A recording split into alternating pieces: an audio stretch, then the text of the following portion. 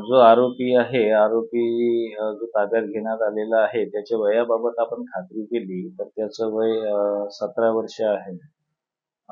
परंतु त्याला वेपन जे आहे त्याचा मित्र पियुष विनोद बघेल व 19 वर्ष राहणार तेलंगखेडी याने त्याला शस्त्र ते पुरविल्याचे त्याने सांगितलेले आहे. त्यावरून पियुष विनोद बघेल आणि हा जो विधी संघर्ष बालक आहे यांच्या विरुद्ध पोलीस ठाणे अंबाझरी येथे अपराध क्रमांक 484/25 कलम 325 भारतीय हत्यार कायदा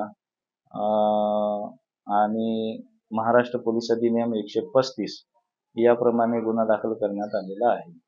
तर यामध्ये बॅकवर्ड फॉरवर्ड लिंक सुद्धा मिळाला आहे. कुणाला दिला होता, कुणाला घेतला होता, काय दोन्ही आरोपींकडे ज्या वेळेस आम्ही ताब्यात घेऊन त्यांना चौकशी केली, कसून त्यांची चौकशी केली असता त्यांचा जो एक तिसरा मित्र आहे त्याचं नाव आहे देवेंद्र उर्फ पिंटू सुरेश नागोत्रा व 31 वर्ष राहणार पंचशील चौक याने त्यांना हे वेपन दिल्याचं सांगितलं. त्यावरून देवेंद्र याच्या घराची घरगडती घेतली असता त्याच्याकडे देखील एक पिस्टल आणि एक राऊंड मिळून आलेला आहे. तर हे अशा प्रकारे एकूण 2 पिस्टल आणि 4 राऊंड पोलिसांकडून जप्त करण्यात आलेले आहेत. पियुष विनोद बघेल जो आहे याच्या घरगडतीमध्ये देखील एक तलवार मिळून आलेली आहे. असं एकंदरीत सर्वांविरुद्ध गुन्हा दाखल करण्यात आलेला असून यातील 2 आरोपी सध्या अटक आहेत. एक आरोपी विधी संघर्षग्रस्त बालक असल्यामुळे सध्या सूचनापत्रावर त्याच्या आईवडिलांच्या ताब्यात देण्यात आलेला आहे. सर, काय पुरी घटना कशासाठी हात घेतला होता आणि जे आरोपी यांच्या काय गुन्हा पासबुक रेकॉर्ड आहे, काय काम करायचे आहे, कशासाठी हात आणला होता, काय सध्या तपास सुरू आहे.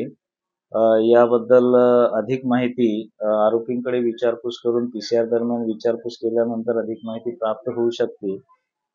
परंतु यातील जो आरोपी हर्षित सोनटक्के आणि पियुष बघेल जे आरोपी आहेत यांच्या विरुद्ध काही गुन्हे दाखल असल्याची माहिती मिळत आहे. आपण त्याप्रमाणे खात्री करीत आहोत.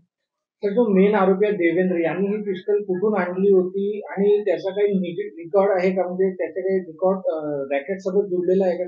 सध्या रेकॉर्डवर त्याचा काही अभिलेख मिळून आलेला नाहीये, परंतु त्याला ते जे वेपन आहे ते त्याने बैतूलवरून प्राप्त केल्याचं प्राथमिक तपासामध्ये तो सांगतो आहे.